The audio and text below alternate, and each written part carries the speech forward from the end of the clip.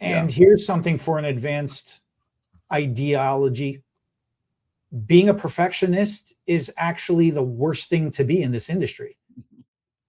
Getting a collection of certificates is amazing. You can get so many certificates that you can plaster your wall with, right?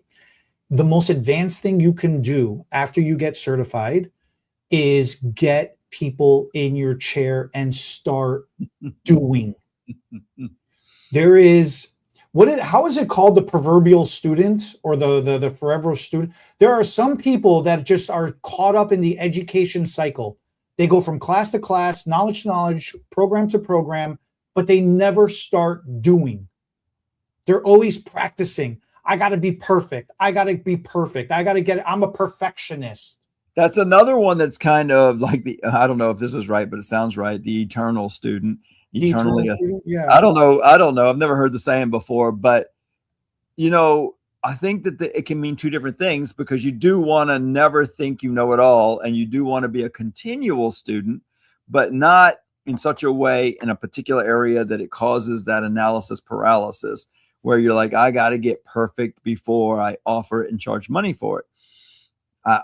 I would rather, if that's your challenge, I say the way to get over that is, well, then do it for free, or do it cheaper, or do it less expensive at first, because you've got to do it on real people. You've got to move forward. And I think that the confidence will come a lot quicker than you think it will if you do. But if you keep doing it on a mannequin, mannequins are different than real people. There are limitations. You may never get the service as perfect as you want. So offer it for no charge on a real person if you are having that paralysis by analysis problem. If you really can't seem to move forward, do it for free. That will help you. That'll help you a lot. And here's something for an advanced ideology. Being a perfectionist is actually the worst thing to be in this industry. Yeah. The beauty of imperfection is what brings the beauty out in people. Yeah. Perfect applications are not always the best way to go. I'm not saying be a slob and just be sloppy, be lazy, and don't care. That's not what I'm saying. Well, but the ability to do something and not dwell on each individual section after section after section, and to have it be slightly uneven and off, actually looks more blended and more.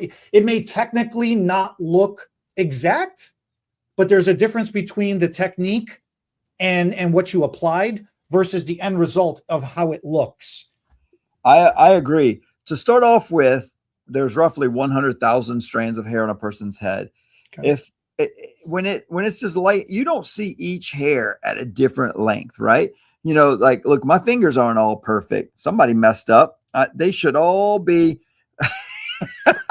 And so if all your hair is like one length hair, let's start there. I love this example. One length hair only looks good when a person sits like this.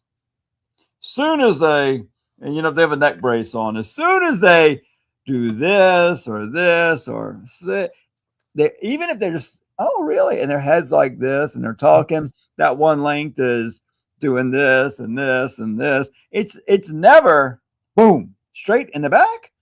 So does it matter if you cut it perfectly straight? Sure, we're gonna try to get it pretty close, but it doesn't matter after that, because there's nobody that's like, yes, oh, that's great. Wait, I'll be right with you. Oh yeah.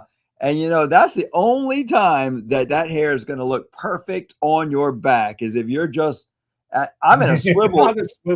I'm on a swivel. So this swivel chair makes it real easy to keep my one length haircut just perfect.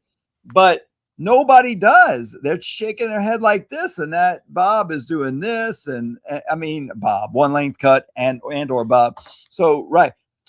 And then when hair gets above the shoulders, yes, it might show a little more in this area, but still they're going to be. So I think you're right. If you're dwelling on perfection, first, it takes longer. Time is money. It hardly ever gets there, but that's what slows you down from learning also. And then there are some things that matter. Some things need to be a little closer. Like, you can't have one sideburn here and then one here. You can't have it on an angle like this when you're trying to get straight. So you have to know what parts of the head matter a little bit more.